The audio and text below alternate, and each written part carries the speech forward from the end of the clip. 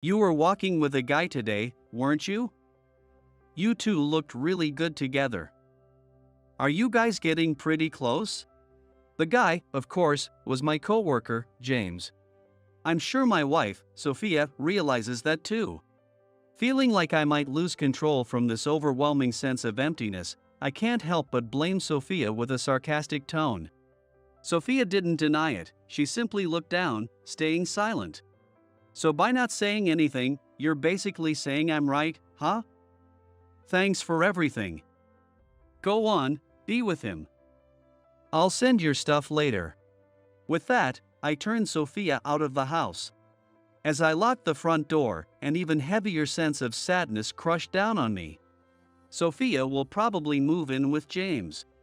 And honestly, she'll be happier that way. I returned to the living room and began gathering information on the divorce process. The next week, I informed my boss, David, of my intention to quit. It was hard to explain my situation and what had happened, but I knew I couldn't avoid it if I wanted to move forward. Not wanting to face James, I finished all my tasks while he was out on fieldwork. A completely different life awaits me now. I brace myself to confront it. My name is Michael. I'm in my 40s, working as a systems engineer. We don't have kids yet, but Sophia and I have been living happily together, and I'm satisfied with my life. Sophia is about 10 years younger than me, and people often tease me, saying that she looks young. But I'm the one with the more immature mindset, thanks to her mature outlook and graceful manner. But lately, my beloved wife has found herself in a bit of a troublesome situation.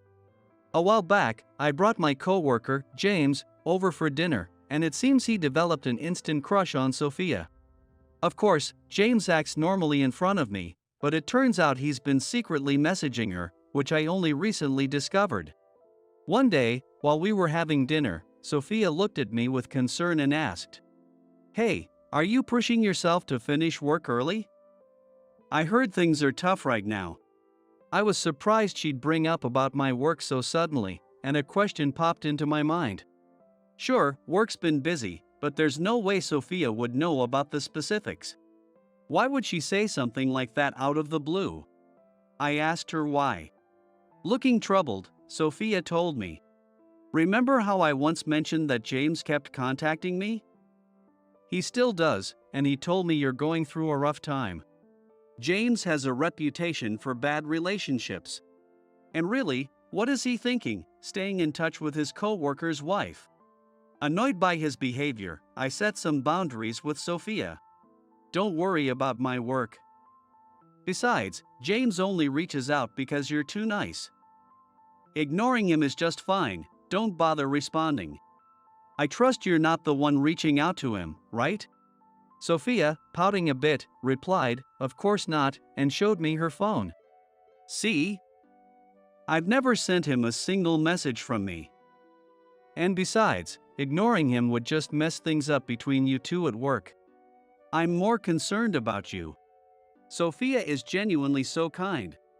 Worrying less about the inconvenience James causes her and more about whether her cold responses might affect my work environment. I appreciated her thoughtfulness, but then I noticed something strange in her text history with James. He'd sent messages claiming I'd made an impossible mistake at work, and even said I'd been flirting with female coworkers. Which was a total fabrication. What's this about? Sure, things have been hectic at work, but I haven't made any big mistakes or messed around with anyone. As I tried to clear my name, Sophia chuckled softly. "Don't worry. I trust you. Why would I believe James's word over yours? If anything, it's shocking you'd think I would." Seeing Sophia pretending to cry in that theatrical way, I let out a relieved, "You're right." Once I finished her homemade meal, I felt both full and at ease. "Thanks, that was delicious. I'll turn in early tonight to be ready for tomorrow." Sophia smiled softly, saying, "Have a good rest," as she began clearing the table.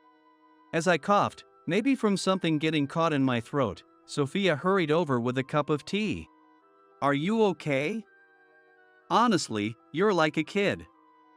Chew properly before you swallow, alright?"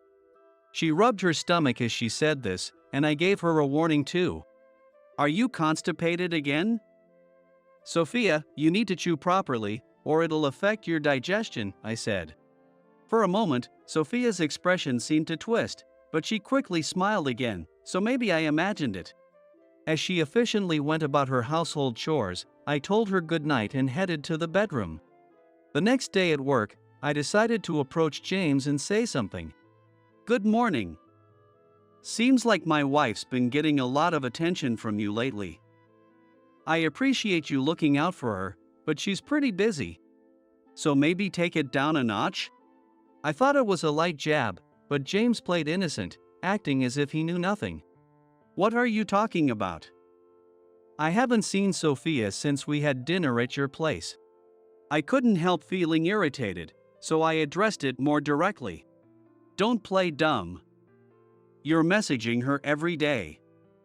You keep this up, and you're going to miss your chance to settle down seriously. James shrugged with a playful expression and waved his hand in front of his face, saying, Oh yeah, that's right. Don't get the wrong idea. I'm not trying to get close to Sophia.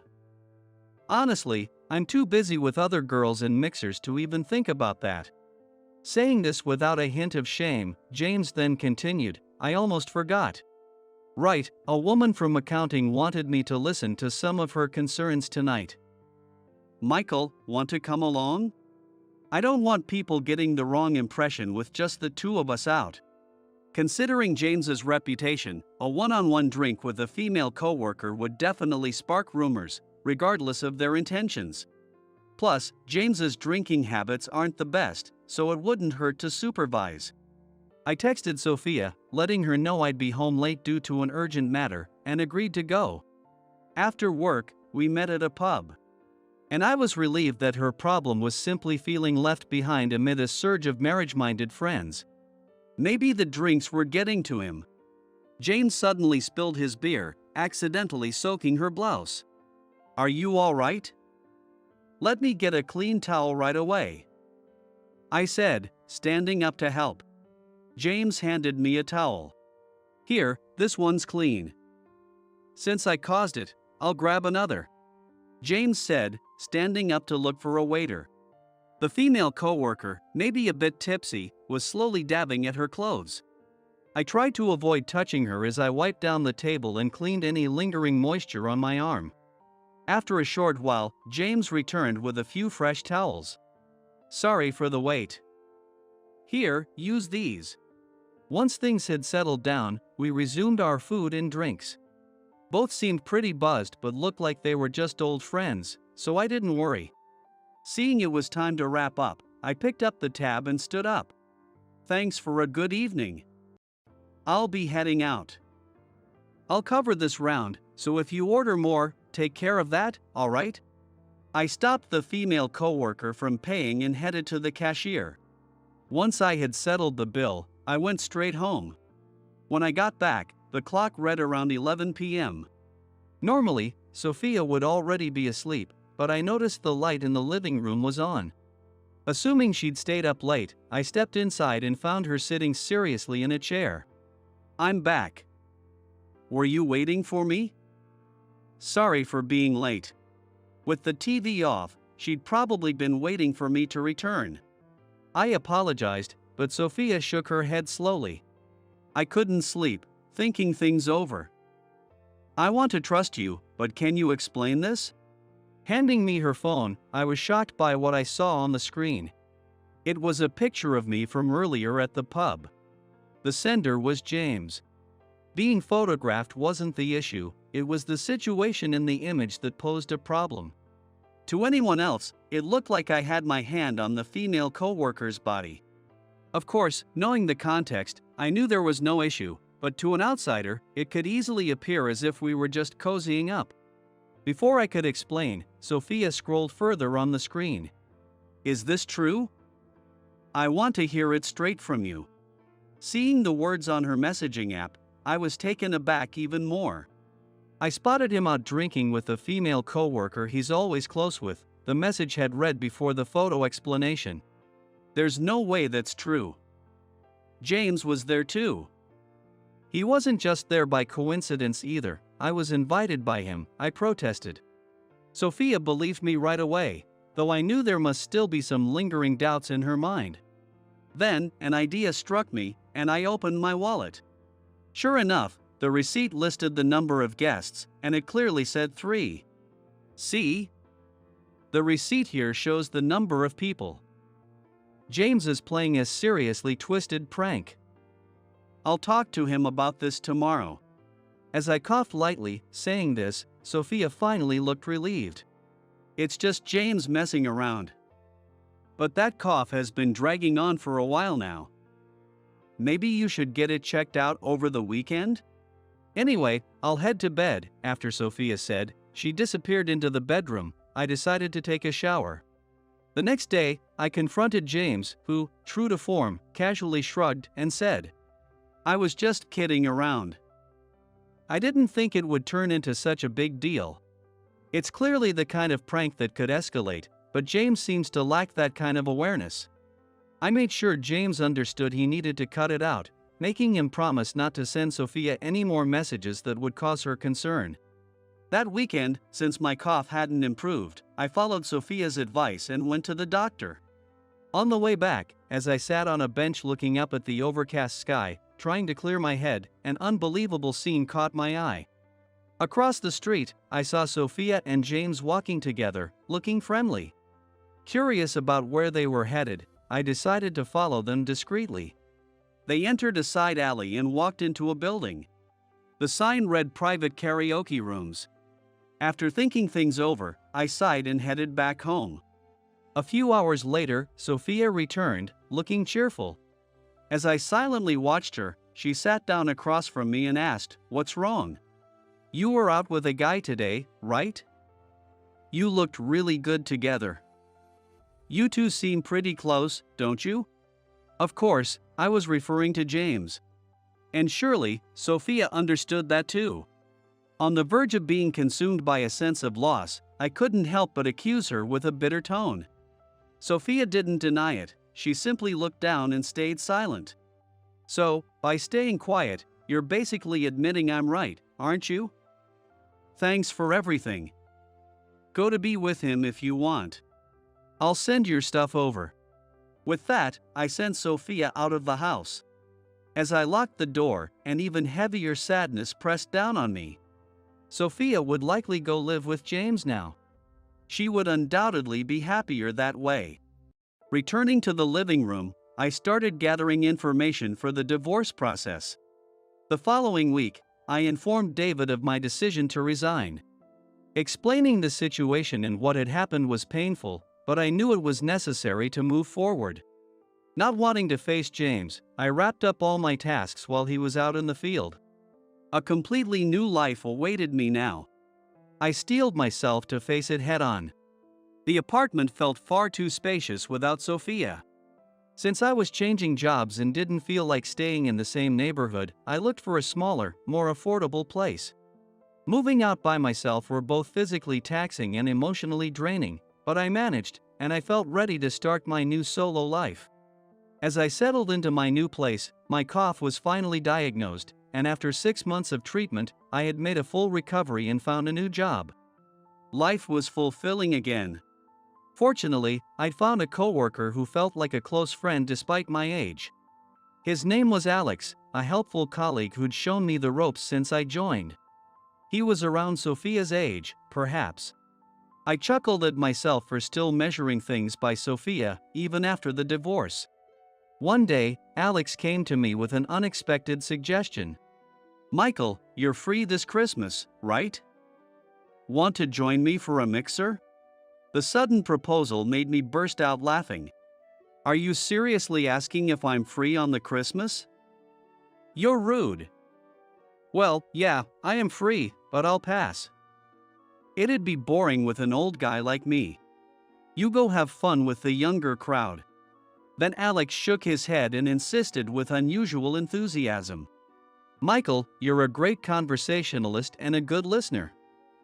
And, to tell you the truth, I always end up running the show at these group dates.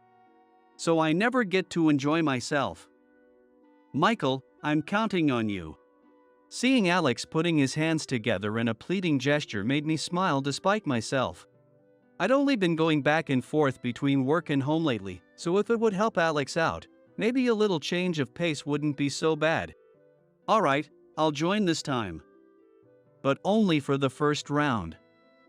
The older guy like me doesn't have the stamina for more. I'll be heading home after that. When I said this, Alex beamed like a kid. Thanks, Michael. I owe you one. I'll follow you forever. He was charming but also a bit of a smooth talker. I felt a bit embarrassed, nearly scratching my head, but I held back. On the day of the mixer, the town was bustling with couples, and I headed to the meeting spot. In front of the restaurant, Alex and another younger coworker were waiting for me, and we entered together. The women were already seated, but I was stunned to see a completely unexpected person. Sophia was there. After nearly a year of not seeing each other, both Sophia and I couldn't help but act a bit awkwardly. Noticing this, Alex glanced between us and murmured, "Could it be? Do you two know each other? You look like a great-looking couple. What's the story here?" I was momentarily distracted by the strange feeling that something was different about Sophia's hair, so I responded a beat late. Sophia was also looking at me, but when our eyes met, she quickly looked away apologetically. One of the other women, who seemed to know some background, suggested, "Maybe you two should go to a different place to catch up?" Alex, likely picking up on the vibe, tried to help out in his own way. He agreed with the woman's suggestion, smiling as he said it. "If it's been a while, you must have a lot to catch up on. Go ahead and enjoy yourselves."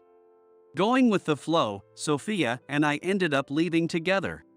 We chose a restaurant a little farther away, where we could sit and have a meal together. I'm surprised. But are you really okay with coming to something like this? James is not exactly the easygoing type when it comes to jealousy, I commented. Sophia nodded with a slight chuckle. You're so right. Even back when we were living together, he acted as if I was his girl, even though I had no interest in him. Puzzled by her words, I couldn't help but ask a more probing question.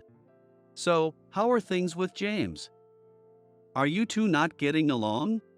Sophia laughed and answered. Getting along? There's nothing between me and James. He still won't stop pestering me, and it's exhausting trying to avoid him. I had assumed they'd been living together, so her answer left me speechless. Sensing my reaction, Sophia said, "Actually," and began to explain, rubbing her stomach. Sophia had been experiencing mysterious abdominal pain and had gone to the hospital for tests. It was then she discovered that she was facing a serious illness. If she pursued treatment, she wouldn't be able to have children, and she had struggled with that decision. She knew I'd always wanted kids, and she herself had been hoping to start a family soon, so it was a huge blow. Feeling that she couldn't fulfill my hopes if we stayed married, she started blaming herself. After agonizing over it, Sophia had concluded that it would be better for me if we separated. That's when, with some guilt, she decided to involve James in her plan. On the day I went to the hospital, Sophia and James had intentionally planned to walk by, right where I'd see them. They had orchestrated it together to make it easier for me to bring up divorce. Apparently, Sophia had told James, "I have no intention of dating you. I just want to separate from my husband." But since the divorce was convenient for James as well, he gladly agreed to help. After she explained everything, Sophia looked at me, her eyes full of concern. More importantly, could it be that you're... Seeing her worried expression, I smiled and reassured her, "I'm fine." In truth, I had also been diagnosed with a serious illness, just as she had. The cough that wouldn't go away had led me to get checked, and fortunately, it was caught early. But at the time, I was filled with anxiety, not knowing what the future held. Even if we'd had children, I might not have been able to be there to raise them. And that would only have left Sophia to bear all the burden alone, which wouldn't have been fair to her or to the child. At the time, when I was struggling with these doubts, I happened to see Sophia and James walking together, looking close. Half out of a sense of resignation, I convinced myself that stepping aside was the best way for Sophia to be happy. But after learning that Sophia had been carrying her own burdens, I realized how much we had lacked communication and felt regret. Reflecting on this, I asked Sophia, "You noticed my illness because of my hair, didn't you?" Looks like we're in the same boat. I also had felt something was off when I saw Sophia after so long. I'd realized she was wearing a wig. She must have immediately recognized my hair as artificial, just as I had with hers. After my hair loss due to the treatment's side effects, I'd gained an almost instinctive ability to tell natural hair from wigs. A sensitivity that many people with similar experiences seem to develop.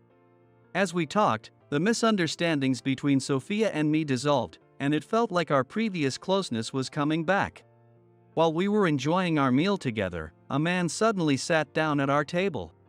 "It was hard to get you to make time, so I came to see you myself." Imagine my surprise finding you having dinner with your ex-husband on Christmas, James said in an unsettling tone. Sophia had told me James was still pestering her, but I hadn't expected him to show up here. But how did he know we were here? Curious, I asked James. "How did you find us?" "We didn't plan to come here, so there's no way you'd know." I glanced at Sophia, who looked just as confused. James smirked, raising one corner of his mouth as he replied, "It's none of your business. But fine, I'll tell you. When I borrowed Sophia's phone the other day, I installed a location tracking app. We're close enough to share our phones, you know." Upon hearing this, Sophia quickly checked her phone, looking distressed. Her face turned pale as she found what he was referring to. "Is this it? How dare you do something like this without my permission?" Sophia, rarely one to show much emotion, was visibly angry, and even James looked taken aback. He scrambled to make excuses, trying to cover it up. "When you left your phone on the table to go to the restroom, I figured. I mean, we're close, so there's no need to be so upset, right?" At this, Sophia finally seemed to reach her limit. "Just leave. And don't ever show up in front of us again. I want to try again with Michael." She said this, then took my hand and stood up. As we left, I glanced back to see James sitting at the table with a devastated expression on his face. Sophia has since consulted an attorney about James' behavior. The investigation has uncovered various stalking behaviors like tampering with her mail and following her. And it's likely he'll face some form of punishment. According to a former coworker, James' misconduct had reached his boss, David, and the company had begun to view it as a serious issue. Female employees, in particular, had started to openly avoid him, and reports of his inappropriate behavior continued to pile up. Uncomfortable with the situation, James eventually disappeared from the company. Though he may feel safe from work repercussions, his actions towards Sophia could result in criminal charges for invasion of privacy. Installing a GPS app on someone's phone without consent can lead to up to 3 years in prison or a fine of up to $5,000. Though he faces a difficult road, I hope he learns from this and refrains from selfish, unethical actions in his future work. After many discussions, Sophia and I have remarried. We learned the importance of open communication and not keeping secrets, and now we make an effort to consult each other even on small matters, building a relationship of mutual support. Thankfully, both of us have shown no signs of illness recurrence, and we spend our weekends actively, often traveling. From here on, I believe Sophia and I will support each other through anything life brings. We made a promise to cherish our health and live each day with gratitude.